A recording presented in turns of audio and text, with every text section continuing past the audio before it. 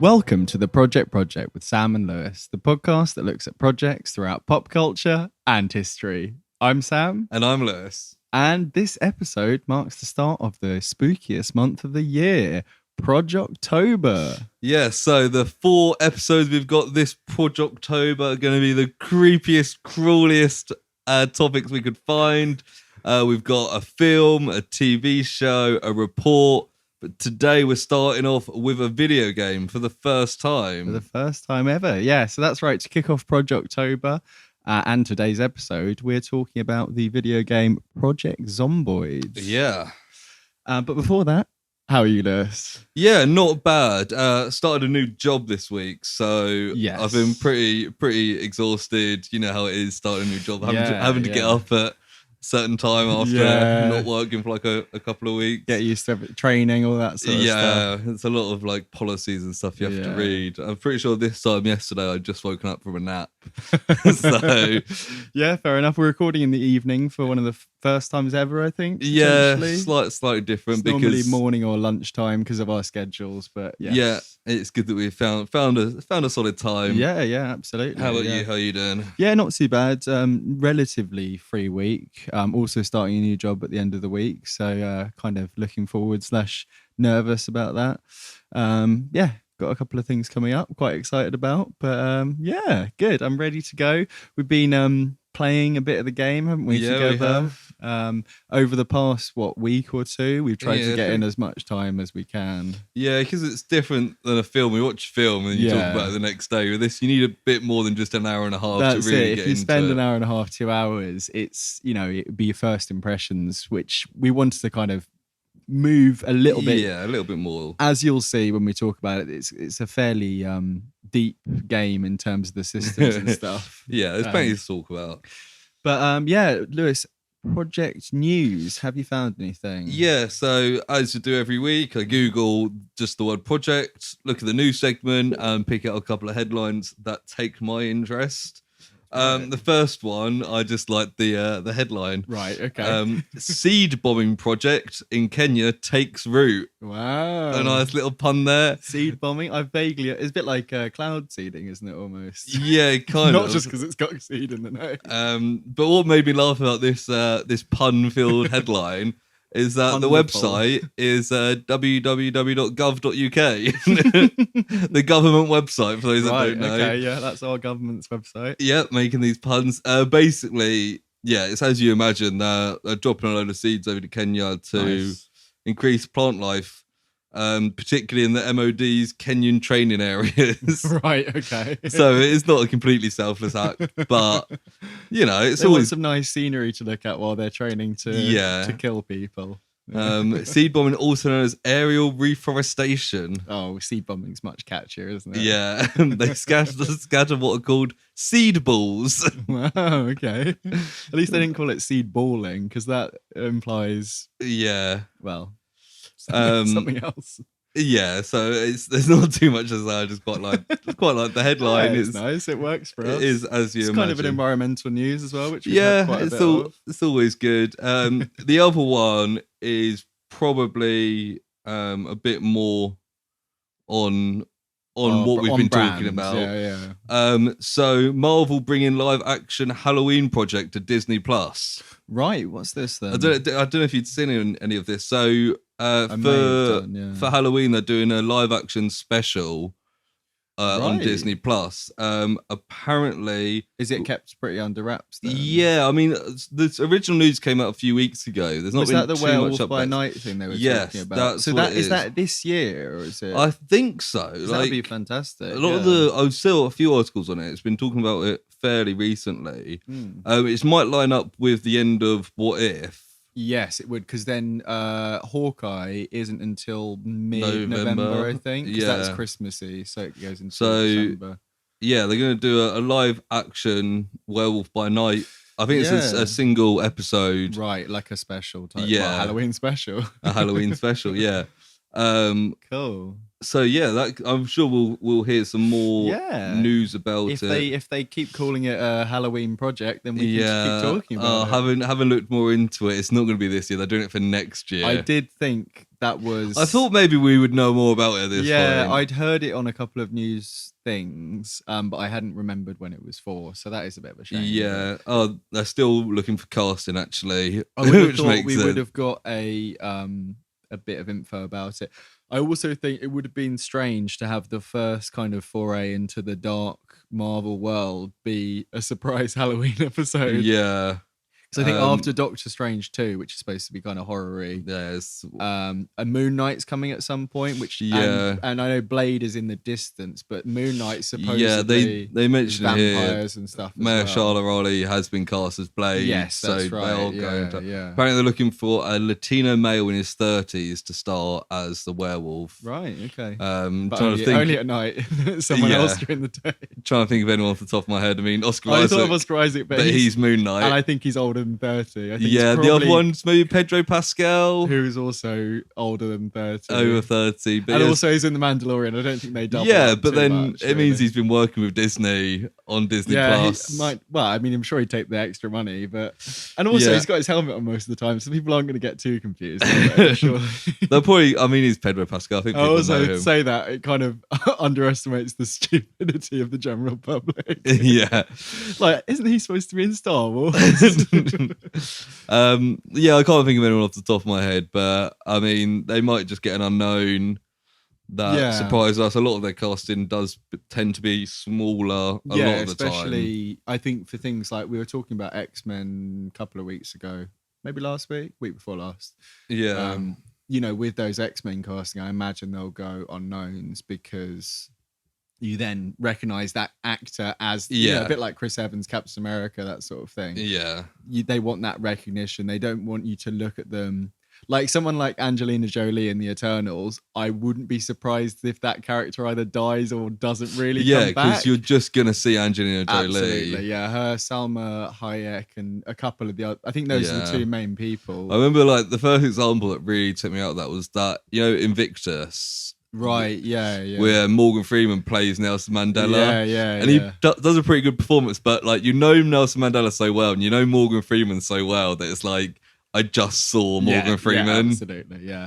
It's a shame when people get to that kind of level of acting and you're just that. But even if they put in a really good performance, they kind of have to do something really different to like their normal persona. Yeah. And when someone's been acting for as long as Morgan Freeman, it's like he's almost done a bit of everything in a lot. Yeah, like Anthony Hopkins recently won the Oscar, didn't he, for playing an old man with dementia, and for an old man, so he's really playing out of type there, isn't it? with dementia, and I did watch that. Yes, you told me about it. He is really good. I would like to watch it at some point. I think it's it's a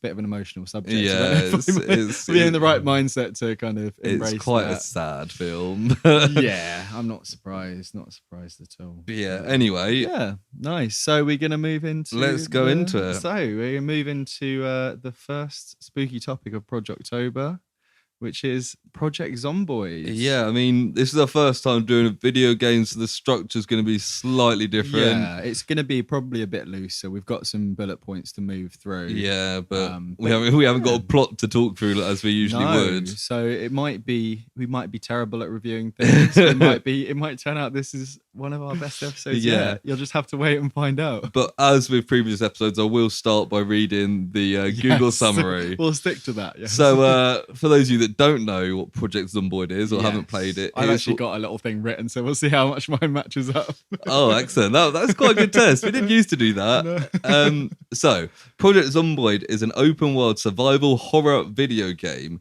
in alpha stage development by British and Canadian independent developer The Indie Stone. I've just realised I took lots of this from Wikipedia, so it's almost identical. Oh, cool. The game is set in a post-apocalyptic zombie-infested world where the player is challenged to survive for as long as possible before inevitably dying. So did you word for word copy that? No, but you can see where I've taken little liberties there. Project Zomboid is an open world survival horror sandbox game. First released as an alpha in 2011. You play as a survivor of a zombie apocalypse in the fictional Knox County, Kentucky. You're challenged to survive for as long as possible, with your death being inevitable. And there's some other bits that we can move into. But, That's pretty similar, but a bit more taking bits detail. and pieces. I've got a little bit about the developers, and I was saying to you just before recording, Lewis, I've got some interesting stories about the development that we can kind of use a bit of trivia at the end. Sounds good. Yeah, I mean, to go a little bit more into depth with the game, it's a third person kind of. It's isometric as the view, but it's a bit like if you've ever played a Sims game. It's a very similar kind of off-angle, top-down-ish kind of view.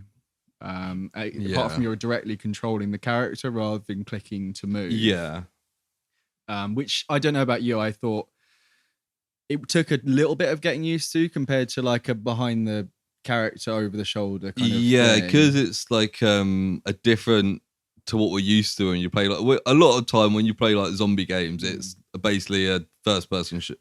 First person or potentially third person, like over the shoulder cover thing. Again, like this kind of angle is usually preserved for things like The Sims. Yeah, or like roller coaster, not hospital type. What's it called? Hospital. There was Roller Coaster Tycoon and there was Hospital Tycoon. Is it called Hospital Tycoon? Yeah, okay. I think that was a spin-off from Roller Coaster Tycoon. I can imagine it was. Yeah, or there's Zoo Tycoon as well. Zoo Tycoon, same. Zoo Tycoon. That was a great game. I mean, now might be a good time to talk about our experiences with this kind of game. Yeah, Lewis, what kind of stuff like this have you played before? So in terms of like zombie survival games, not too much. It's not really kind of my like specialism. No. I guess things like Call of Duty Zombies. Yeah, I think a lot of people who that is any kind of contact with zombies, that's one of them. Yeah, that's really more like non-stop waves. Yeah, it's not it's survival in a different sense of the word. Yeah, that's like constant combat. Where in this, it's almost the less combat you do, the better. Yes, there's a couple of different modes that we can touch on, but you're kind of spending a lot of time moving between houses on a big kind of open map. Yeah. Trying to almost avoid being detected. Yeah, building up like your food, your weapons, finding a place to sleep so you don't get killed in the night. Yeah, quite realistic in a lot of ways. Yeah. I think the only thing, not to get into criticisms too early, but the only thing that kind of pulls me out is, the controls can be a bit fiddly and some of the systems aren't super, what's the word, like naturalistic, you kind of...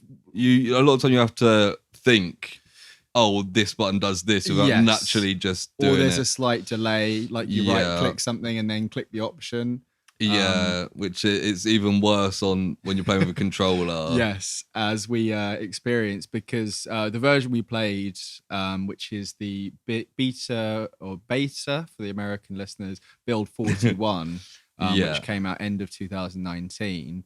Unfortunately, the multiplayer has been reduced to local co-op rather than the normal. I think it's 4, maybe more players online. And unfortunately, you can't use two mouses and keyboards very easily. So Lewis was resigned to the controller. Yeah, and it makes more because there's lots of different buttons to press. Yes. On it, shrunk down to controller where there's less buttons. Yeah. I'm surprised it worked at all, to be honest, because you think about PC games, real-time strategy, World of Warcraft, stuff like that. It's so reliant on clicking the individual icons, and I'm surprised that it, when I looked it up on Reddit before we first played, people were going, combat's easier, all this kind of stuff. I don't know what their experience with it was, but it seemed like we had kind of trouble with it. Yeah, and it's not like we're solely used to playing PC. No. Like, I've probably played more console games than PC games in my life, and a lot of times when I've played PC games, I've just plugged in a controller and played it with a controller anyway. Yeah, a lot of stuff is like that. So it's almost not more natural for me to use controller, but playing this keyboard was far better. I've realised I asked you a question and didn't answer it myself in terms of what games I played like this. Oh, yeah. So I rattled on. No, it's all right. The game that came to mind is, did you ever hear of DayZ or DayZ? Yeah. Which was originally a mod of Armour, which is like a... like a military sim kind of thing. Yeah. And then someone made a mod called DayZ, and then it ended up becoming its own game. And it's similar in terms of how kind of punishing it is. You start off with nothing and you go around, but it's multiplayer and you'll end up getting sniped by someone. And I remember playing it. This was probably when it came out, 6 years ago, maybe more, before we met, before uni, so before 2012. And I remember I think I got shot and my leg got broken, and I was literally just crawling, and I'd spent hours on this character. So I was just crawling like through a field with like sniper shots going over, and just crawling and just being like, fuck's sake, I need to get to this house, and then eventually just like bleeding out. Nice. And spending like a good half an hour in game crawling. And I imagine with this game, if you spent more time getting really into a character, you could get to those levels where you're almost so invested that you're desperate to just continue, even if you're looking really hopeless. Yeah, like some people literally play like months and months in-game time of this. Like if you suddenly did something stupid and which we ended up doing quite a lot, I imagine. Well, we did when we were playing it together. But yeah, we'll move on to that in a little bit. I was saying the version that we've been playing was the beta, which the developers call it the most fundamental and wide-ranging update that Project Zomboid's ever had. So lots of the graphical features, like lots of the movement stuff, vaulting, all that kind of stuff is all, as far as I know, from this newest version. Right. Which is why it's kind of got a bit more popular again over the last year or so. You were saying, Lewis, when you had a look on YouTube, there was like quite a lot of videos. Yeah, so like obviously I watched because we were so bad at the start. I watched a couple of videos of like beginners tips basically. Yeah, because we went in completely blind, really. Yeah, I think I played the tutorial, and since then, like I literally before I came here, I sat down, put YouTube on. It was just all recommendations for like all different people, like doing very like some people like have played it for so many hours. Yeah, we saw a guy earlier. What was on his Steam? It was 650 hours. Yeah, and he gave himself all the bad traits, no good traits. Set his house on fire, and was like, "Now see if I can survive." And he still did better than us, I'm sure. We didn't watch much of the video, but we actually did record. We'll go into it when we talk about our experiences in more detail, but we did record the first half an hour or so of us playing. So once I've kind of edited that together, if there's anything entertaining, we might put it up a little bit after this episode, especially if there's some feedback, if people want to. You can see how bad we were when we first started it. So just a bit of background on the game. Lewis, you were saying it was a British-Canadian independent games developer called the Indie Stone. The Indie Stone, yeah. Yeah. Sorry, I went on their website last night. Yeah, so I was having a look as well, there's a picture, and they're like, this is... Is that the one outside the pub? Yeah, they're like, this is funny. The biggest group picture we've got of us, because half the team's in Canada. It's like, there's 9 of us and some drunk guy from Newcastle. And it's just like a bald guy on the end. I just assume that's the guy they're talking about.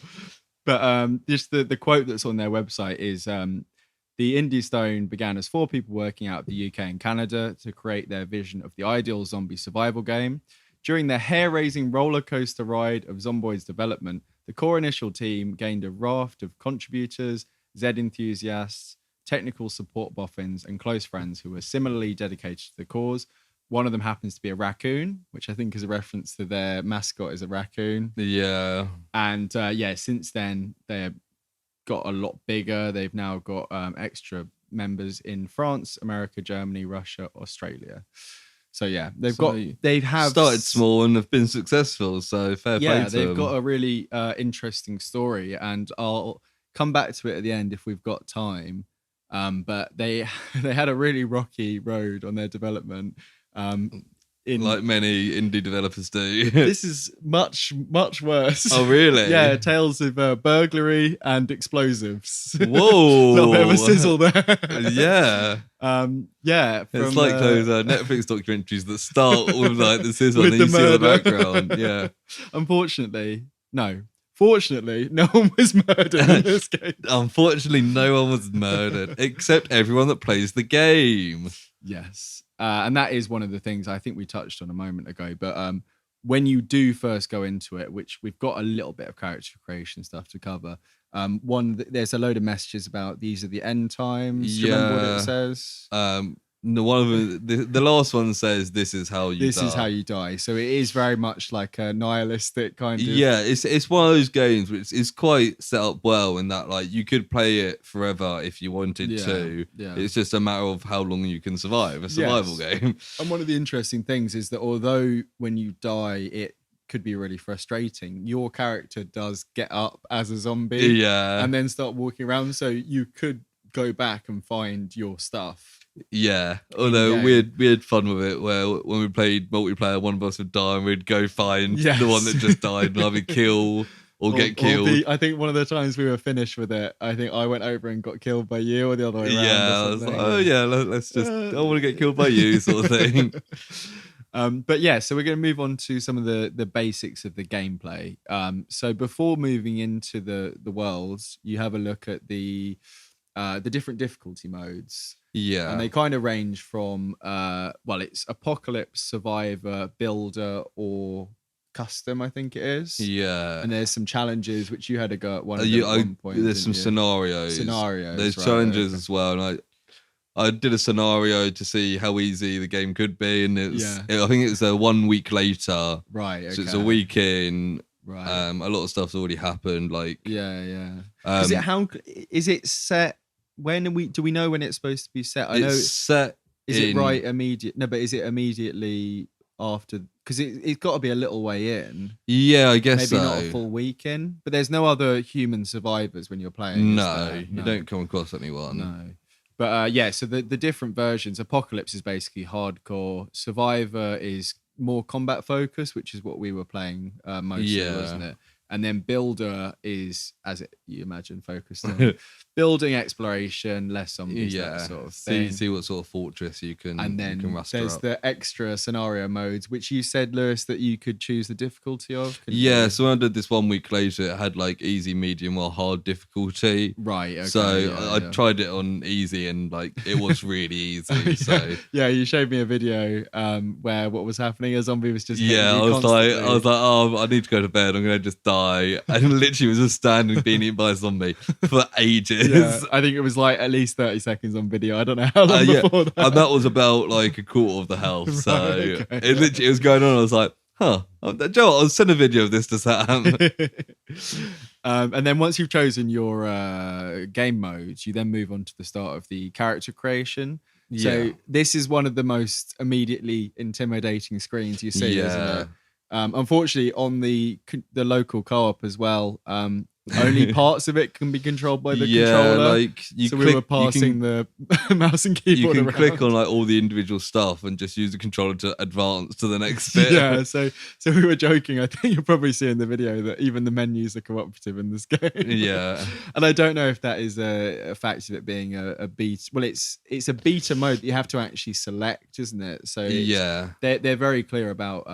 It's clearly designed to be like one player, and then they're like, we can do it. It's not fully because the multiplayer. I was saying to you before, Lewis, on their website it says they really wanted to get the multiplayer for this mode out, but as of mid-June they were just like, we understand that once we do this, it will kind of open the floodgates to many new players, and they want it to be in a good state when that happens. And I think, as you'll see from some of the experiences later on, they're really wary of opening themselves up to negative feedback online. Essentially, like it's a sort of thing where like if a game comes out and immediately gets bad reviews or something wrong with it, it takes ages to develop. Like even like some big games like Destiny was like the most hyped game of the year. It came out, people didn't like aspects of it, and nobody talked about it. I heard a year later it was incredible. And it's I think they're on Destiny 2 now, but the fact they even got to Destiny 2, it's like. But at the start, there was such negative review that a lot of like layman's would be like, "Oh, Destiny, totally. That was shit." And did you remember No Man's Sky, the space one? It's a very similar story with that, and that was quite a small dev team, a bit like this. And they overpromised and underdelivered, unfortunately. And they've just had, I think, their, correct me if I'm wrong, 5th or 6th anniversary, maybe slightly less. I think it's 5th anniversary, and they've they've since release had about 15 like major updates with free Yeah. content, and they've really crawled their way back, and it's like a real like rags to riches kind of story. You see some games where like the updates is like the file's bigger than most games. Yeah, well, one of the ones recently, the Avengers game, which I bought very early on the recommendation actually from another podcast, which I won't mention here. It was one of those cases where someone raved about it, and then the next episode came out and they said, unfortunately, I have to take back everything I said. And I think if they counted up how many people had bought it on their word, they'd probably owe quite a few refunds. I remember I came around here to play it, yeah. and you were like, "Oh, play this. What do you think?" And I was just like, "Meh." It's just meh. it is better. I've deleted it since quite recently because I got too many big games on my PlayStation. But it just, like, they promised the Spider-Man PlayStation exclusive update, and it's a year and a half later. It's a year later. Who knows how long it's been? There's no sign of that. They've released Hawkeye, Kate Bishop Hawkeye, and just recently Black Panther. Wow. And it's like, whoa. And the thing is, I only just unlocked Kate Bishop, and she's fine. And it's like, she's fine. She's all right. And it's like, I just don't have the drive, and it takes up too much space on my hard drive. I'm just like, but anyway, yeah, it's one of those things where you've got to be really careful about releasing something that's unfinished. I think it's very clear in this. I think that's smart as well. The fact that it's like an indie game, there's not loads of money pushed in behind it. There's no need to rush it out. No, and they've been going since pre-2011. So they're 10 years in development. It's almost like, why push it now? But yeah, we're talking about the character creation system. So you've got a whole list of kind of stereotypical jobs: policeman, construction worker, doctor, handyman. And they all come with different starting classes, kind of thing. Yeah, you have different traits for each one. That's it. So like a handyman or a carpenter or whatever comes with bonus, blunt weapons, strength, fitness, something like that. The doctor came with like first aid, blades. I think it was short blades. Yeah, like scalpels, I guess, and stuff like that. And then there's a whole system with plus and minus points, isn't there? Yeah. So you have to balance it out to at least 0 before you can continue. So you can give yourself bonus traits like a runner or like healthy, but to balance that out, you have to give yourself negative traits like a Sunday driver or I think a lot of the characters we created were deaf. Yes, because when we were playing it together, we were randomizing a lot of this, and we'd end up with someone you had a character who was like unfit, overweight, deaf, and a smoker or something like that. Yeah. It did balance out with good things, but only technically. Like in play, it was just and like obviously as a beginner as well, there's some of the traits that'd be really good, but like only if you're a way into the game. Yeah, definitely. Yeah, and that was something we struggled with a bit. I think because we were quite keen to get into it. We didn't spend too much time learning these and things. Then like on top of that, you'll look up like what are the best traits, and everyone's like, oh, it's best suited to how you play, and it's like, well, that's no help. That's not helpful when I'm just starting. But yeah, once you've managed to total up to 0 or above 0, I'd say like starting, it's keep it as simple as possible. I think you can do unemployed, and you get 8 points to spend, and then you could just spend a couple of things. Yeah, and then you could just go through. That makes sense. And that's just to start off with. I think that's fine, and then you move on to the kind of visual customization. So you see your little person there, and it's quite basic graphics, isn't it? Yeah, it is. I compared it, I think, when we were talking to RuneScape. I don't know if you ever really played RuneScape.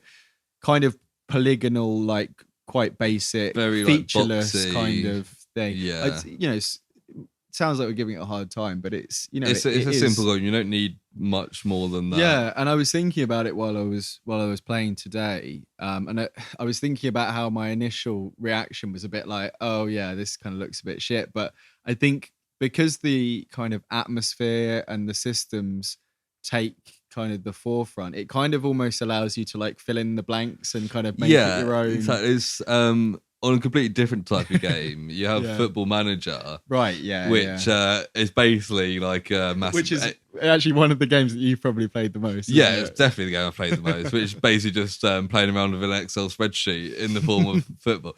But with slightly better looking menus. yeah, but the idea, obviously, your Football Manager, it's always been joked about that the graphics in that are terrible because it's mostly menus. You only see it when you go into the game, and it's like Zomboid of just like these men that don't at all look like real people Like running featureless. around. Almost like a claymation kind of. Yeah, and like for a game that's so kind of like intense, like in depth, like popular ridiculous. as well. Yeah, the graphics have always been hilariously bad, but it's one of the things you kind of forget about because that's not what you're there for. Because it's not the focus, and in the same way with that, with Football Manager, I imagine you're kind of building up the story of your team and that sort of thing. And the thing is as well, like these terrible graphics, you're not controlling them. You're the manager. You're just shouting instructions at them. So it's not like you're trying to move them around. They're doing what they do. Yeah, and even so, we still had a bit of fun. There's the customization options are pretty deep still, aren't they? Yeah. It's all visual. It's different haircuts, clothes. clothes. My favorite hairstyle was the Picard. Yes, you found that last night, I think, didn't you? Yeah, I did like a random character that came up Picard, and I was like, wait a minute. Because the thing is, even these menus can be a little bit tricky to, click the little box, drag down. There's a certain kind of almost like retro gaming feel to some of this. It's a thing like I remember like it's sort of thing like on PS1 games where you try to make yourself on a game and you're like, that's about as close as I'm gonna get and it looks nothing like you. That's the thing. I yesterday was making a character and I was looking at the clothes and for the first time I'd actually looked at the the different clothing options because as we'll kind of get onto, you do pick up new things almost immediately. But I was looking and I was like, all right, I'm going to go with grey shorts and an orange t-shirt. And I was like, that's the kind of stuff I was wearing. And I was like playing it today and I looked down, I'm literally wearing grey shorts and an orange t-shirt. Like, okay, yeah. So I did that quite well. I don't think yesterday when I was playing it might be advantageous to wear like long sleeve and trousers. Well, there is an aspect to that. And actually you can use the tailoring skills and maybe the metalworking skills to actually make some form of armor. It just goes to show how far away we are from like actually being good at being this game. experts also. So yeah, once you've kind of done that, you can choose one of the 4 areas, which are kind of 4 towns and cities. I think you showed me a map, Lewis, didn't you? There's on their website they've got a map of the whole place, so you can start on one of these 4 areas, but you can travel between them. Yeah. It's just like 4 It's like small a towns. GTA kind of thing where there's multiple like towns and cities within the world. So. And people do know a lot about each town, advantage, disadvantage of each one. It seems like it. So that was like an interactive, almost like a Google Maps kind of thing for the world, wasn't it? I mean, I zoomed right in. I don't know if you did. And it was like as you see in the game, like really detailed. You just zoom right out. So it's like because it's from the website. I guess they've taken the code and like blown it up into a map kind of thing. Yeah, and I think different, like you say, advantages and disadvantages to different places. One of the places we started in a couple of times was we seemed to start in like a shopping mall kind of supermarket kind of thing. And that was quite useful for grabbing supplies, and then we'd leave, and it would be in a city, and there'd be zombies everywhere. Right. And there's going to be more zombies in more populated areas, believe it or not. So you jump into the game, and immediately you start moving around. And I was saying before, it's kind of a lot of it. If you played a game on a mouse and keyboard, it's fairly self-explanatory. WASD mouse to kind of look your character around, that sort of thing. You can do lots of, like we're saying, running, climbing, all this sort of stuff. The only really thing that's difficult is the time it takes to sometimes aim and click at something. I imagine it's one of those that like with plenty of practice it'd be fine, but it's just it's not quite natural. No, with a lot of these things, the systems, the movement, the actions, there's a bit of a steep learning curve. And I think that's kind of almost intentional because it is like a hardcore survival simulator or whatever. Yeah, and sometimes you're kind of clicking around with stuff. I know a lot of the time you've played, Lewis, has been on the controller, unfortunately. Yeah.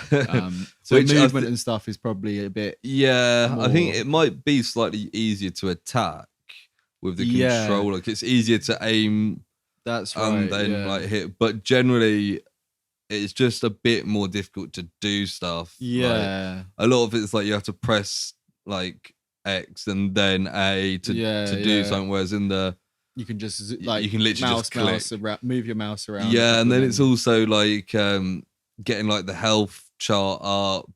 Like some of it we couldn't seem yesterday to figure out we were as well. playing because we were playing it at our own places Yeah, through so remote Steam's play. got the remote play option. And to get the like health thing up, I had to hold select and press up on the D-pad. But when I held select, it came up with like the Steam remote play options. Yeah. So it's like it was physically impossible for me to get. And I kept on Sam, can you do a medical check I on can me? go over and do a medical check. And they do a little fumbling around, And and see the what's bar wrong with goes me. along, and it comes up with. Whereas if Lewis's. you're playing with keyboard one play, you Yeah. literally just click a button and it's there. And other things like even when we were playing locally, like sneaking seemed to be something that you couldn't do. Yeah, I eventually figured it out with the controller that you press down the joystick. Right. And after after the first time, it turned out that sneaking is quite important. Because Yeah. if you're running around, It makes a lot of you make noise. And we were thinking, as you'll see from the video, why are we getting chased I'm around? pretty sure that the first time we played, we just left the house and sprinted down the Sprinted road. down. You imagine if it's completely quiet everywhere and someone's just pegging it down the road. Yeah. Probably attract a bit of noise. So the combat we kind of touched on, and it's a little bit tricky because it's a bit like going back to The Sims again. If you're kind of mousing over something, it almost highlights like the tile of the floor. Yeah. And it's a similar thing with the mouse and keyboard. So you ready your kind of weapon and then you kind of aim it in the direction. And this is the thing that I think you saw me playing, Lewis. A couple of times your mouse kind of seems to fly off a little bit. Yeah. And it's almost like you're aiming in a completely different direction to what you want. And that was the one thing that... Which is why it's generally easier with the controller, because it's just general direction. That's it, yeah. So it's more just pointing in the direction, whereas with this, it's got a bit of depth to it as well. Yeah. Having said that... I think the combat is quite good. And yeah, it's quite interesting playing with different weapons. Yes, because there's different, two-handed, stabbing, swinging weapons. So, like, I found, like, to start off with, there's things like you can have like a kitchen knife, or you can have like things like a golf club or a baseball bat. Yes. And I found the bigger ones to be far better because you can properly swing and hit. That's it. You've got whereas knives are a lot closer, and because the zombies almost immediately, as you'd imagine, try and grab you, and you can kind of shove them off, and you can do a shove motion as well, can't you? But if more than one grabs you, you're kind of screwed to some degree, aren't you? I think even if you get bitten once, I think eventually you will die. Yeah, I'm not you just sure. have to keep bounding it. I think because you can. I think scratches are okay because that's what you get a lot of the time. Yeah. We never survived that long to find out. The combat is like you said, very satisfying when it goes right though, and quite often you're knocking someone on the floor and then you're kind of smashing their head in, and that's all very like satisfying is the only word for it without sounding like a psychopath. When it works, especially with like a bat or a golf club, it is good works, fun, yeah, and it is good. And some of it, like, kind of, even though it's a fairly kind of chill game considering it's a zombie survivor. Yeah, like a lot of it is just kind of walking around doing stuff, but you will get the odd like jump scare. Yes, we had a couple of them, didn't we? Where it literally makes a noise like you'll like go into a house and just open a cupboard. And a zombie will jump out. And it's suddenly like, kind of thing. Or like you'll walk past the house because the way the vision works, which we hadn't really talked about. Yeah. What is it? It's kind of like a cone of vision in front of you, isn't it? Yeah, and I noticed as well, like when I was playing last night, to kind of, I think it's probably a good idea. I was going around shutting curtains. And when it's nighttime, you kind of have that cone of light. Yeah. You shut the curtains and everything outside goes dark. So obviously you can't see outside anymore. So it's so when you're in a house, with all the curtains shut, you can still see the surrounding buildings, but it's kind of dim. Yeah. So it's almost like you remember where the stuff is, but you can't see if there's any items or And zombies. yeah, out and it'll be there. things like if a zombie's like chasing you and you turn and look the other way, if they're outside your field of vision, Yeah, you yeah. can't see them. I think if they're very close to you, I think your Yeah. hearing picks them up almost. But even if they're like a couple of meters behind you, if you're Yeah, facing yeah. the other way, they disappear. Which You is- can still hear them. Yeah, but which is quite scary, and that's one of the horror aspects, Yeah. isn't it? Really, and I there think was that's done personally. I think that's done quite well. yeah. Although it can be frustrating and it can be a bit of a hard, thing to get used to. Yeah.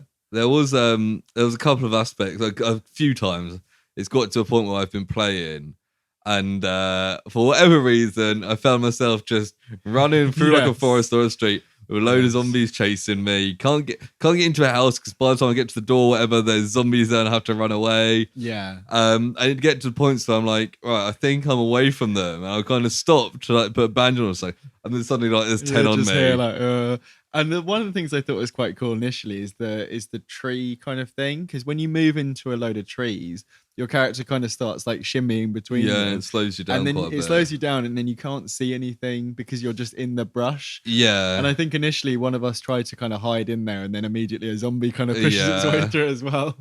It was quite funny. But we'll just go through a little bit of the other systems we haven't mentioned, because we've covered the basic stuff there. So the inventory is one of the things that we found a bit tricky, I think, especially on controller. It's the inventory is hard to get to the controller and sort it out, but like it's quite a good system in that like there's a certain amount of weight you can carry unless you get a bag, and then you put stuff in a bag that can hold a certain amount of things. You have to make sure you actually put the stuff in the bag, which can be a bit... Because if you carry too much stuff, it hard weighs to you down. manage. You can't move as fast, which can be detrimental. Yeah, you get more tired and all this sort of stuff. Yeah, it's quite a good system. It is one of those as well where like there's no way all that stuff could fit in a bag. No, and it doesn't account for size of things. It's all kind of random weight value. Well, not random. They're very well thought out, I'm sure. Yeah, but it's more weight than size. Yeah, and it could be streamlined, I'm sure. But for the kind of thing it is, like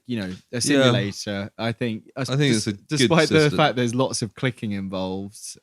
Yeah, but like when I was playing it last night just on my own, the inventory, it is fairly simple once you kind of get your head around it, even when you're clicking. It is. The multiplayer, we had the constant issue where because it's split screen. Because it's split screen. When the second player goes, when you play it, the inventory and the loot menu just covers like the top of the screen. That's right, yeah. So when it's split screen, that stays at the top of the screen.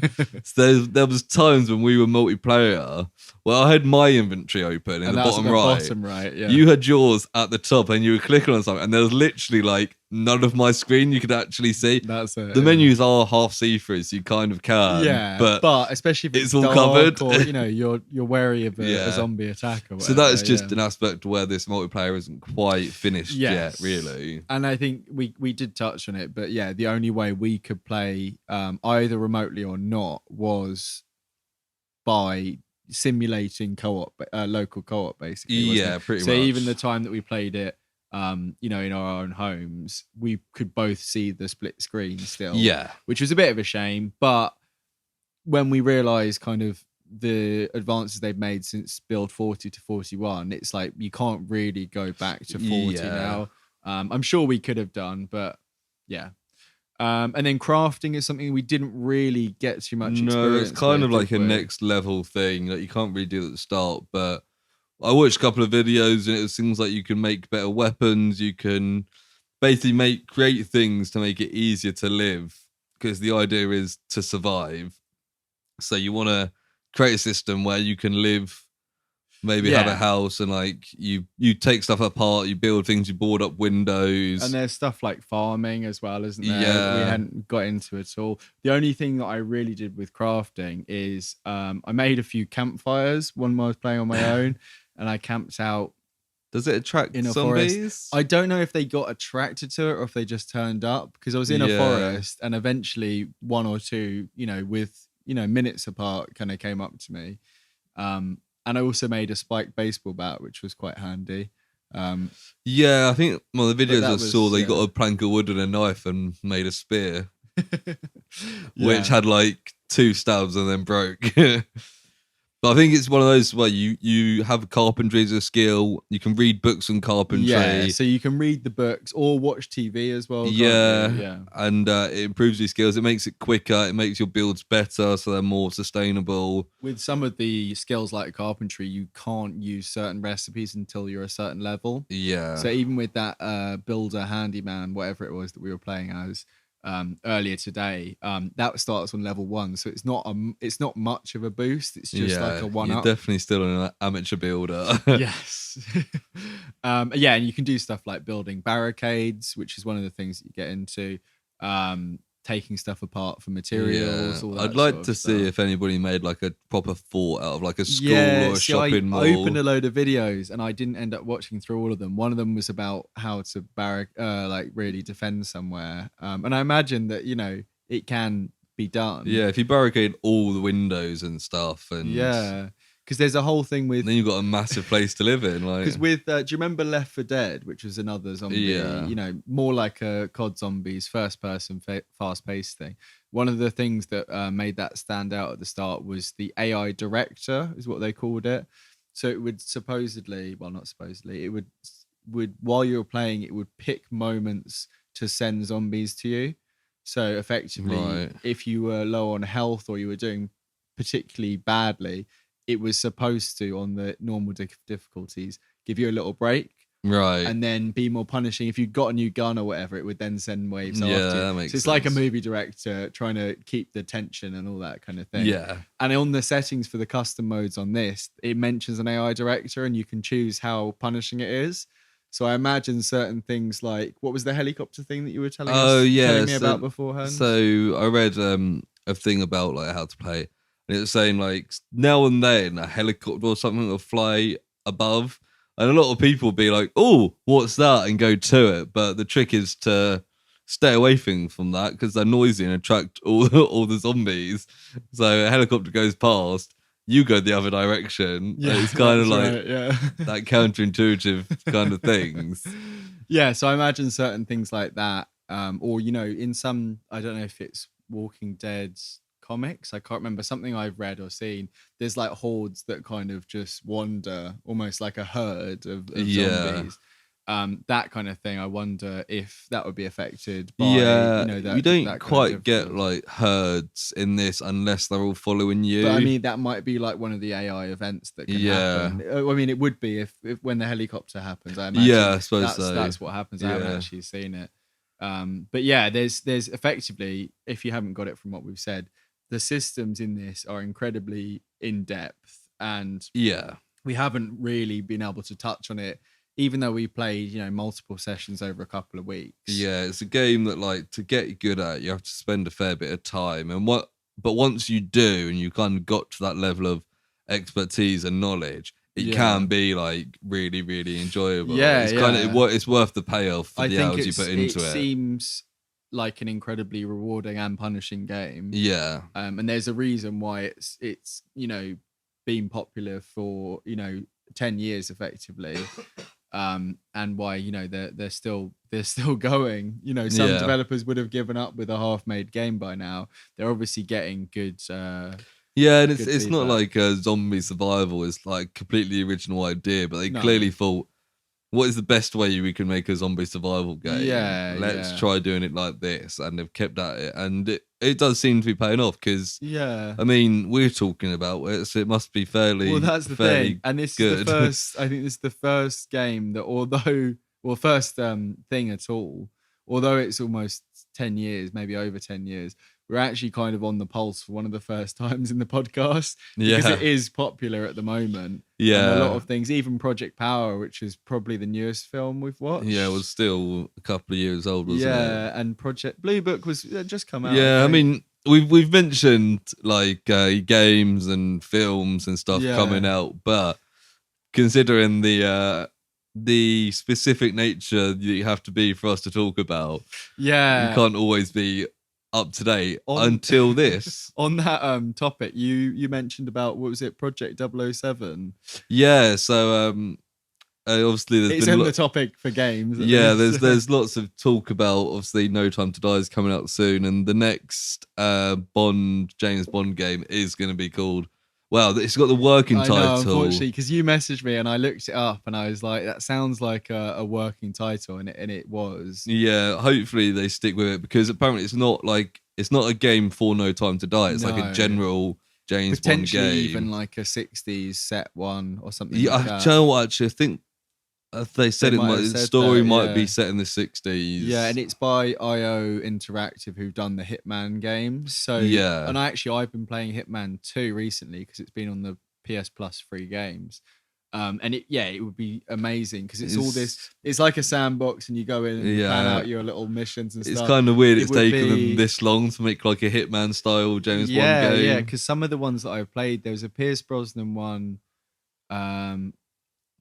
Everything or Nothing, which was based on, it was not based on a film, and that was great. I mean, GoldenEye is one of the games that people still talk about, and who still aren't play. even James Bond fans. Yeah, that game was fantastic. But then, like, a lot of the Daniel Craig film games aren't as good. I've played a bit of the Quantum of Solace game, which is very much like, it's very like that typical, like, in that era where every big film released a game and they all looked exactly the same. They all looked very similar, and they were just like aping off the stuff that was going on at the time. Yeah, it'd be like a cover-based shooter after Gears of War, that sort of thing. Yeah, exactly.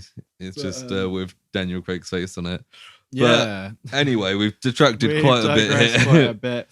We're going to talk about our experiences playing. I mean, was there any particular stories? We've kind of dipped in and out of it. Yeah, I mean, any particular little fun bits that we've kind of covered. I think like it is a fun game to play, and like I do think I'm going to go back to this and play it a bit more when I've got a bit more time. Because now that I think I know how to play, if you will. To be fair, we were quite spontaneous choosing this almost, weren't we? Yeah, because it was after, I mean, you can listen to the episode, I don't know which one it was. I mentioned it towards the end, very vaguely without naming it by name. Yeah, and then we started thinking about ProjOctober and spooky topics, and then I think you suggested, Lewis, that because it's a zombie themed thing, I think it makes sense. I think I remember you saying just like, oh, there's a project game that's quite popular, and it's just like, zombies, that's spooky. Let's do it, because we had another one loaded up which we will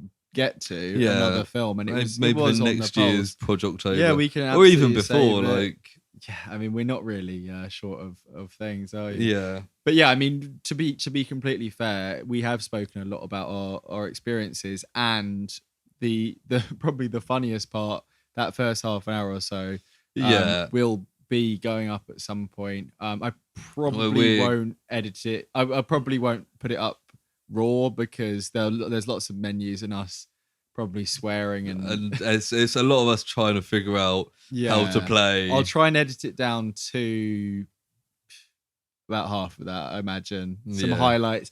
And you know what, even if it's just a little bonus thing for anybody who's interested, wants to just have a look at how we got on, have a look at the game, through a familiar lens, with our because somewhat competent narration. A lot of time when I was looking up videos, it's from people that have played it loads, talking to people who have probably got lots of experience in it, which wasn't me. And a lot of gaming videos on YouTube are very similar, and there's lots of American and Canadian professional gamers, if you put it like that, and they're it's a similar style. It's lots of hey guys, welcome to this, I'm gonna get like and subscribe, and I as you can tell from how we do this podcast, it's not really our style at all. And we'd absolutely love to do some more gaming stuff, and we'll definitely learn from this experience. I mean, it's it's gonna be, we have got some games on our list, so yeah, but either way, any kind of, actually, you know what I was going to say? What did you remember? What your longest playtime was? Yes, it would have been that easy mode I played last night, which was, I mean, it was 1 day and 3 hours I got to. Yeah, I reckon I could have carried that on like instantly. On that, it seems. I think you had like 20 something zombies. It's like 23, 24 kills. Yeah. But I was tired, wanting to go to bed, so I just went up to a zombie and let them kill me. Yeah, I think you had a similar. it was best. it was 2 days, 6 hours, but it was 25 zombies, so it was Right. an extra day. But I did sleep about 4 times, so you know. So in that one, I actually took sleeping pills to sleep. Yes, yeah, because the the systems, as I said, are so in depth. On one of our first playthroughs, I ended up putting pink makeup on my eyes. Yeah. And you can dye your hair, you can take medication, And you it can was read we had it comics, the other like- day when we were playing together. I my player was tired, but they were in too much pain to sleep. So I was just like going around the house trying to like get back to my like less Yeah. pain so that I could sleep because Yeah, and it was just you get knackered. tired, and your person gets anxious and depressed. Yeah, and you all can this get stuff. bored as well. Yeah, I think. Do you remember when we first played it? I was looking at the Steam reviews, or before we played it, and one of the top reviews was like, I was doing well, and I got bored, and my person got depression and died, and it was like even in games I still depressed or something like that. It's one of those, and it was like would recommend, had played 500 hours or something stupid like that. It's very silly, but yeah. What was I going to say? General kind of criticisms or anything before we? I don't think it's too much. Like, obviously, the multiplayer isn't there yet, but it's not meant to be. Yeah, stuff like the combat can be a bit tricky. A lot of the systems, the learning curve is steep, but it's kind of part of the experience. And a lot of games, you know, if you think about something like Dark Souls, is popular in no small part due to the fact that it is so fucking difficult. Yeah. And people almost like it in a masochistic way. Yeah. Do you know what I mean? That's almost a genre in itself of games. And although this is nothing like it in gameplay, I can totally see how people would like it because of how difficult it is. Yeah.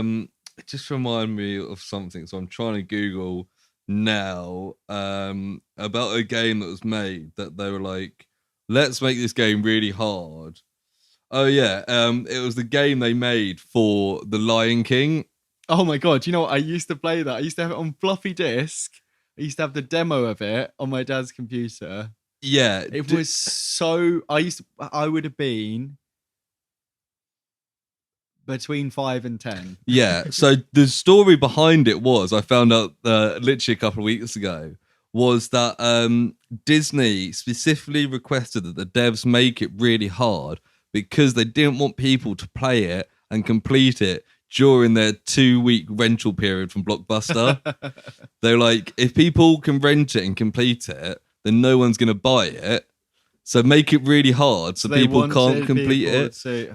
So then they made it. I think the devs that a few years later then came back and apologized for making it so hard. Because, I mean, it's a kid's game that is literally like ridiculously hard. And people have said they've gone back today and it's still like, it's so hard. I'm just having a look at it now because I'm just making sure it is the same one that I thought it was. Yeah, absolutely. God, this is bringing back memories. I'm sure I could find that for free now. Yeah. Yeah, you could do a roar at the bugs. Yeah, God, yeah, I remember that. I never played it. I think I had the demo. It's probably really frustrating to play now. I mean, it was at the time, but I didn't know anything else. Do you know what I mean? It's one of the first games I probably ever played. Yeah, I mean, a lot of like early 1994. So you know what? I probably played. I was only born a year before that, so I would have played it later because I wouldn't have been like 2. Well, 1. Then it would have been really hard. It's why I'm so good at games now. I started with the hardest game ever. This is a hard game, but it's rewarding once you get your head around it and get good at it. I think especially once they bring multiplayer to this build 41, I could totally see, you know, in the same way, Lewis, you didn't end up playing Valheim with us earlier in the year. No. But that was one that amongst, you know, a couple of friends of ours, you know, we did really for the first month or 2, you know, we did spend quite a lot of time, and that's a similar resource building, you know, that sort of thing. I could imagine if the multiplayer comes to build 41 anytime soon, that, you know, we could quite easily get people on board to play this game, and it would be a really good time. It could be, because I think you said that the multiplayer could be up to like 32 players. Yeah, potentially. I think they said that. Yeah, they said something about if we had 32, Yeah. it would. See, Yeah. you So, could yeah, do it's definitely like possible. people always used to do with things like World of Warcraft, Yeah, and yeah. you'll just sign in together, Yeah, play a yeah. couple of hours, saving, and come off. Yeah. Like you could really and just see how long you can. Because the thing with That's it, multiplayer yeah. is that when we played, Yeah. is that when I say I died, Yeah, you yeah. carry on and I can respawn next to you, so you can almost continue on Yeah, the same yeah. game. And if you then went and killed that zombie that used to be you, grabbed the bag of stuff, Yeah. it's It only really came to an end if you both died at the same time. yeah. And if you had a base and you knew where you were, it wouldn't be too hard. Apart from if you'd learned how to do carpentry, metalwork, all that sort of stuff. Yeah, it That could would be be a the bit kind of stuff annoying. that you'd get frustrated about losing. But, Yeah, yeah. it could be a really fun long-term co-op game. yeah, absolutely. Because when you log off, when the host logs off, it pauses the world. So I've seen it with there's a game, I can't remember what it's called, that they've played on Rooster Teeth and stuff, Right. where it's, you start on a raft. I can't remember what it's called. Yeah, I think it's called Raft Survival or something like that. Yeah, but you start off on, yeah. and I've seen people and you literally just floating around the ocean. You see the odd island, you go get stuff, and I've seen people do co-op games on that, where they end up building this almost mansion on the sea, just going with all these kind of filtering systems, all this food going. And it's these people that have got really good because they've just. It's like Zomboid, where it's an infinite game where you can just carry on going and going. Yeah, and it's clearly meant for that sort of thing. As much as it's enjoyable for what we're doing, it's almost we're almost one step away from truly enjoying the game. Yeah. But also, not enjoying it, because there's an aspect of games like that as well where you're kind of, like I was saying, masochistic, and it's kind of just fuck's sake, I'm spending so much time on this. It's so it could draining. be, it'll be one of those things that you just imagining like a kid coming in, their mum being like, Jimmy, go to bed. And it's half hour. Jimmy, you haven't gone to bed yet. It's been the last half hour. Yeah. I've been making a chair, mum. I need to make a chair and some spears. Yeah, I can't leave it now. The zombies will get me. I need to make a chair. They've got 3 friends shouting at them down the microphone. Jimmy, come on, build the chair. That'll be us in it when they bring out the next version. Lewis, build a chair. Mom, I'm building a chair. One of the ways that I found out initially about one of the systems was picking up a chair and putting it in front of a door. Yeah. And we never found out if that would have worked as a barrier or not, because we didn't get any zombies. But I did when I was playing it last night, when I kind of found my house and set it all up, closed the curtains, I put chairs by every door. And when I left the house, I took the chair with me, closed the door, and put the chair in front of the door. So the thing is, they can still come through the window. Yeah. If the windows aren't broken. One, they wouldn't go through the door, and 2, I knew which house was mine.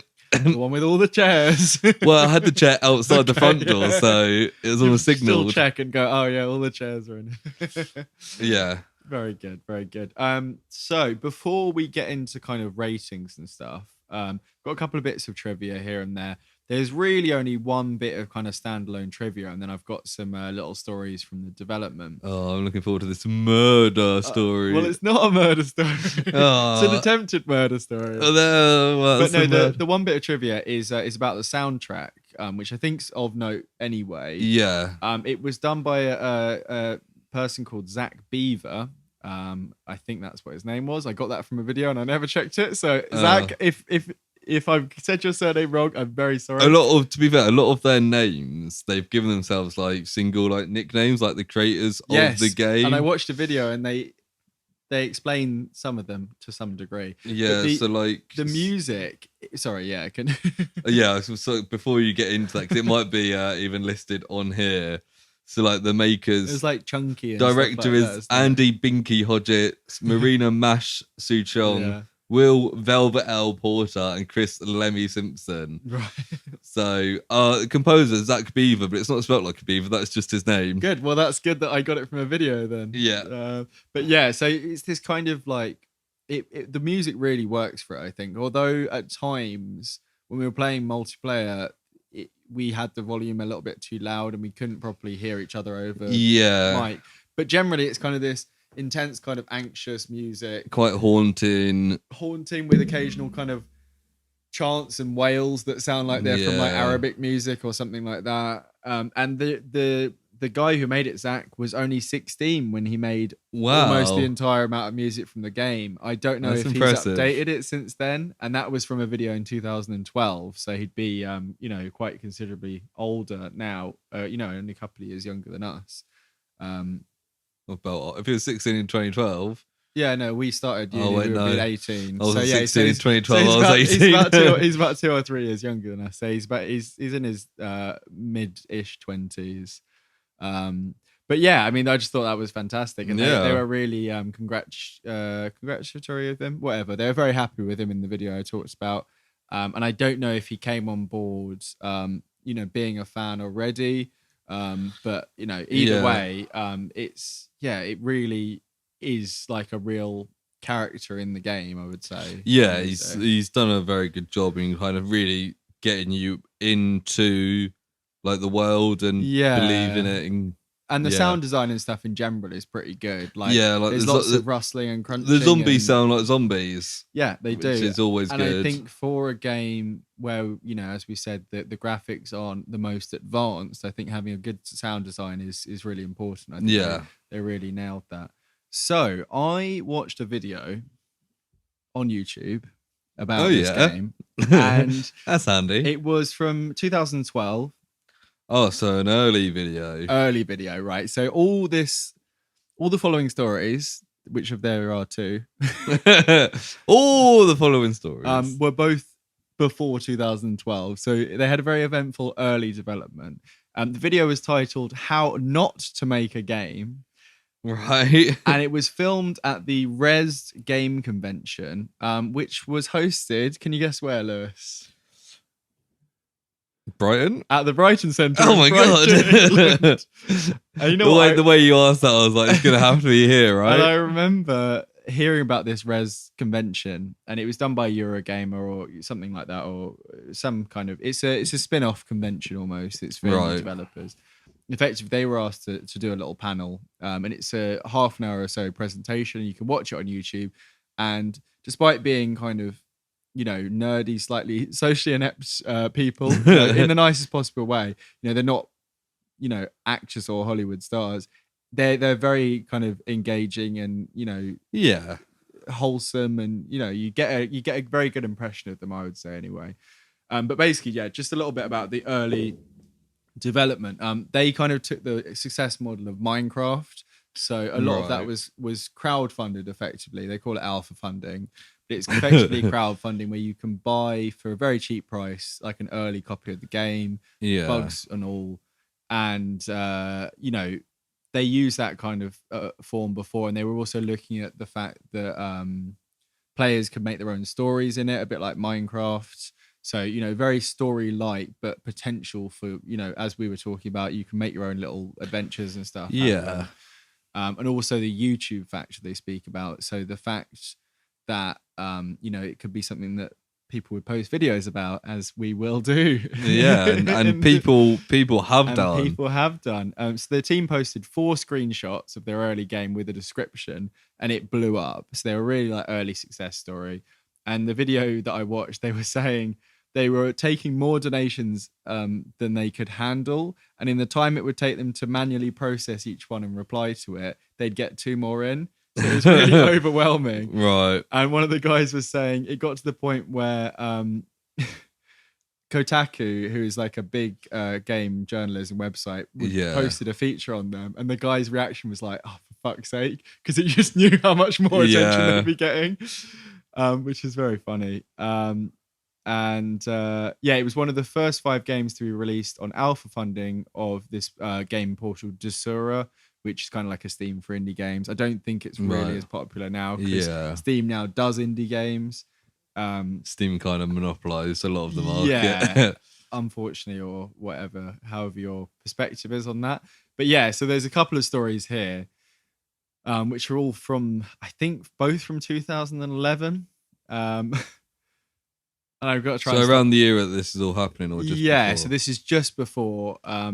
And the first one involves one of the places that that they lived. A couple of developers. So it's in the video. There's two developers who lived in the north or Midlands of England.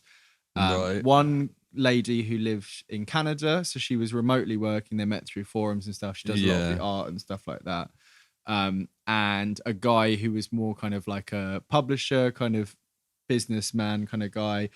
Who runs the presentation. Anyway, a couple of them who were living in England were living in Hartlepool, and it turned out they were living next to a man who, for whatever reason, was making bombs in his house. And there's a BBC article which they show on the screen, and I read it, and it's very unclear about why he was making bombs.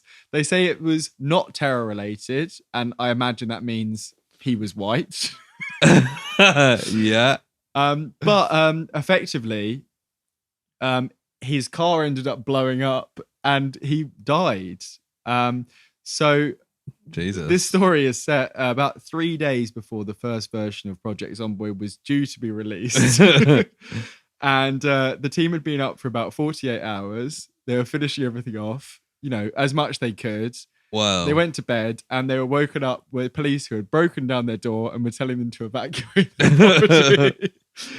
And they go outside, and the dev said there were abandoned cars everywhere. It was eerily quiet, and he had a genuine worry in his sleep-deprived brain that the zombie apocalypse had actually happened. And they went to the pub, looked up on BBC News, and they found out that they couldn't go back to their house for 3 days, and their laptops with all the work on it was in the house.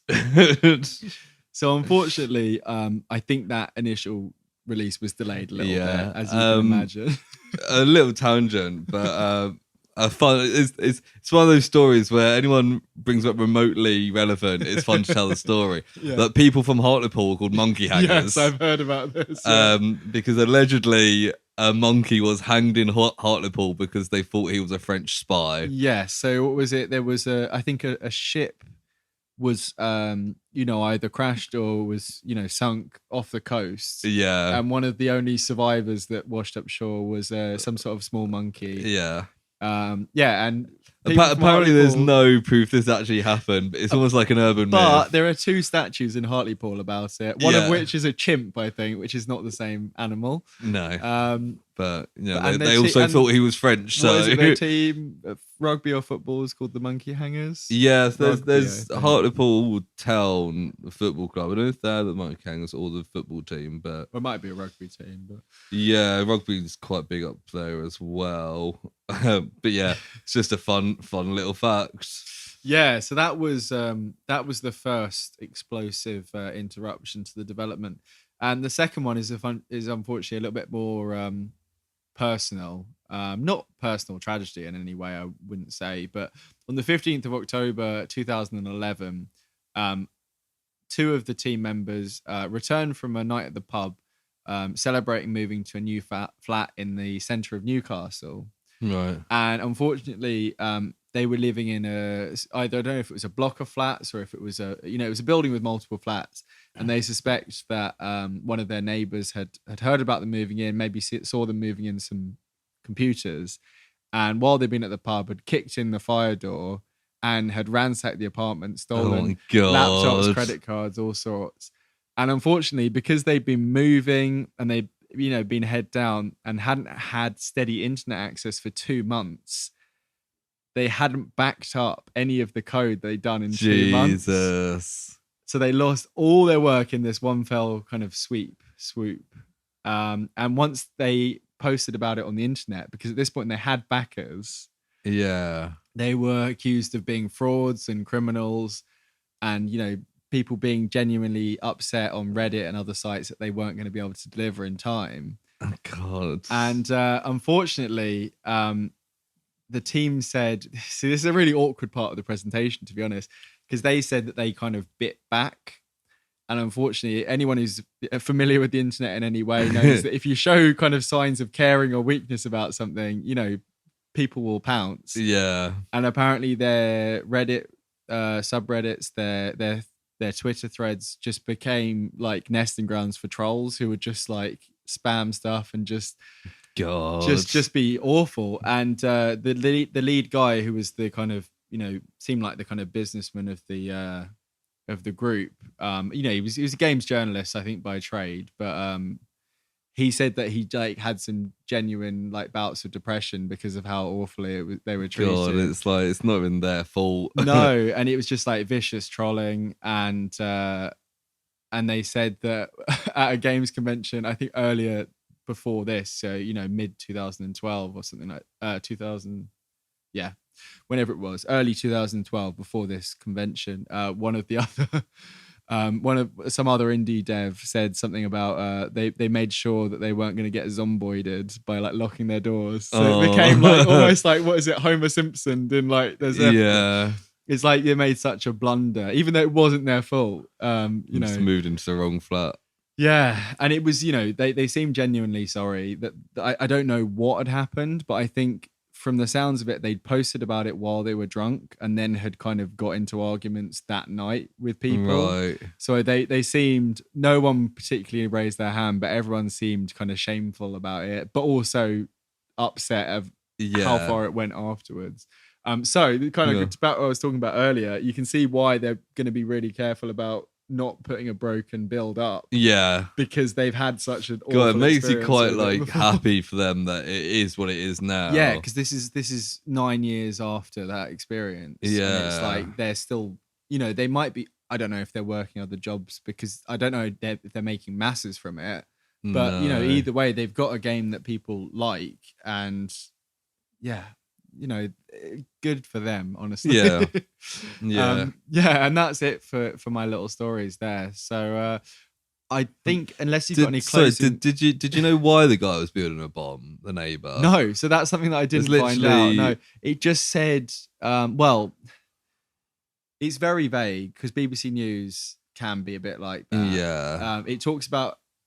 It doesn't talk about bomb making too much. That's something that they talk about more. It talks about an explosion that had over 100 residences evacuated. Right. But if a car explodes to that amount, there's something strange going on. Yeah. I don't know if maybe they didn't want to raise, people's whatevers. They didn't want to upset people, so maybe they didn't want to. Yeah. Who knows, honestly? But yeah, very strange story. And it's just like that was within the same year for them. So they moved away probably because of the bomb, and then were burgled. Yeah. And then it's just tough. And they seem like, that it's hard to tell with these things, but they seem like really nice people. And it's just like, just really feel for them. There's only a year after that in this video. Like, yeah. Well. But yeah. On that note, I was going to say, did you want to do some sort of scoring? Yeah. Try and do, I guess, the same system as normal. Just pick a number between 1 and 10 and then back it up. Yep. I hadn't thought about it. I've got final scores and I've just got question marks. Yeah. I hadn't really thought about it. Do you know what? I was thinking about this earlier because we talked about where I think I'll give it like a solid 7. Yeah. In that, like, it's clear, like, if you want to play like a zombie survival game, like, if you're willing to put the time and effort into it, play this. Obviously, there's still some flaws, as we've mentioned, some things you could do with improving, which kind of prevents it from being a higher score. But hopefully, with a newer version that comes out, that could go up. But yeah, I'd say it's a solid game. Check it out. It's not expensive, so even though it's an earlier version than what the final thing will be, absolutely, it's still fun to play. And I will probably this weekend go and play it. I find it hard to disagree with that. I think a 7 seems like the right score. I think I would quite happily boost it up to an 8 if the multiplayer was in set in stone. Maybe even up to a 9 if my experiences were it's just that. Like a lot of my experience has been playing multiplayer with you. Absolutely. So great, thanks. So but I know what I mean. I know what you mean, and I completely agree. And I think it's I haven't played it a massive amount since I got it a couple of weeks ago. And I don't know if that's partly because, although we were saying it's quite like not relaxing, it's quite a casual game in some senses. there's also kind of this slight sense of dread if you're really getting into it. Yeah. And you do have to be concentrating and stuff like that. And it's I've got other games, like I mentioned the Hitman game that I've been playing recently, and those are more entertaining games. This is it's verging on a simulator. Yeah, it's stick at it and see how far you can go. With another person, I'd have more incentive to play it. Yeah, I think if you're the sort of person that's like, oh, I reached it to one day, get in, that's an achievement, then this is the sort of game for you. If you're the sort of person that's like, oh, I'm just waiting to like kill 100 zombies in one horde with like my minigun or whatever. Yeah. This probably isn't for you. Go play COD Zombies. That's exactly what I was thinking. If you're looking for something like Left 4 Dead or COD Zombies, this is not that kind of game at all. If you like something like DayZ or even Minecraft to some extent, if you played Minecraft when you're younger and you're looking for something that's that kind of vibe, but a bit more adult and depressing, this is probably the kind of game. It's a game that like you stick at, and the accomplishment comes in your own personal goals. And to be honest, I think most people that are listening to this, if you've got any kind of foot in the gaming world, you may have heard of this before, because it's been out for 10 years. And I actually was saying to you, Lewis, I thought that I had a copy, and I do remember playing it when it was, when I was at uni, when we were at uni. So I don't know if I played it on someone else's computer or what. Yeah. But, it's you may well have heard of this before if you're listening to this. Yeah. Yeah. If you haven't, and you're like me, that's not completely engaged with the gaming world, then hopefully we've given you a fair enough overview that you can decide for yourself whether it's a game for you. Yeah. And even if partway through this episode, you've made your mind up, or especially if you want to know more, have a look at some videos on YouTube, or even better, wait until we upload our video and have that as your first experience watching. Yeah, you can have a look at what it looks like. Well, we try to describe it, but it might be better to. Yeah. I mean, some screenshots. It's genuinely one of those games where screenshots don't do it justice. And I think this is what I was saying at the start. The art style isn't for everyone, but in motion and with the vibe of everything else, it really does. It does work. Yeah. So I think we are going to move on to personal projects. Let's. And I am going to go first today. I've got a suitably spooky personal project. And by that, I mean the 2012 film Abraham Lincoln Vampire Oh Hunter. my God. I went to see that in cinemas. So I've never seen it before. And it was on Disney Plus, so I thought it's on Disney Plus. And I thought it was okay. I thought it was fucking brilliant. I thought, that there's some really stupid. I mean, the whole film is ridiculous, and I know it's based off a book, which I'm quite keen to read. Yeah.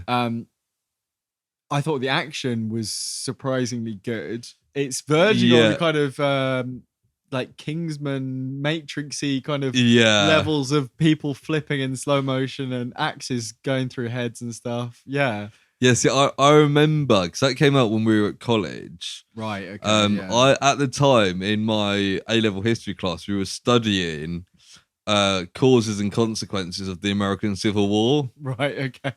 And you said vampires. We were studying that, and me and my friend came into college one day, and they just put out a trailer for Abraham Lincoln Vampire Kingdom, and we were like, we're going to go see that. We tried to persuade the teacher to make it like a class outing, and she didn't quite go along with it. But we went to see it, and I was like, yeah, I mean, what else do you expect? It's Abraham Lincoln, vampire killer. One of the earlier appearances of Anthony Mackie, who is now Falcon. Is he in that? AKA Captain America. I don't think I've watched it again since I saw it in cinema 9 years ago. He is the friend who is not a slave, but is treated as a slave at the start, and he protects him. Right. He does.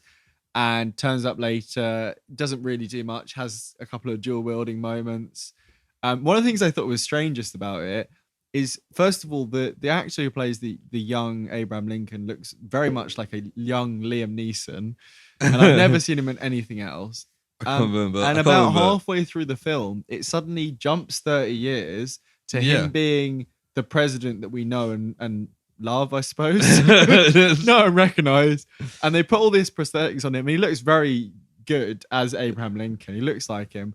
And then the film has another 40 minutes left, including like the finale and the and it's all just very like okay. Like it was just mystifying. I thought it makes sense to do it as a young Abraham Lincoln, and then it was that was the thing that missed. I thought it was like just dumb fun. Oh yeah, I mean it totally was. Like what was that film with the Nazis on the moon? Oh, Iron Sky. Iron Sky. I've never seen that. That came out around the same time, but that was just like bad. Yes, yeah. Whereas this was like, and there's Dead Snow as well, which is the zombies come out of the snow.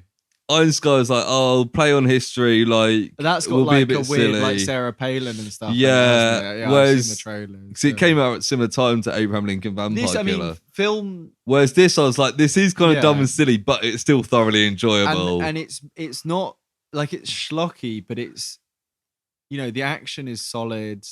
And the cinematography and stuff, CG, all kind of works, but it's not like cringy as well. Like Iron Sky the performances, Anthony Mackie being and Mary Elizabeth Winstead. I can't speak. It's all these bloody Anthony Mackie or Anthony, whatever it is, Falcon / Captain America, and Ramona Flowers / whoever else she's been in. She was in Fargo season 3. Cloverfield Lane. No.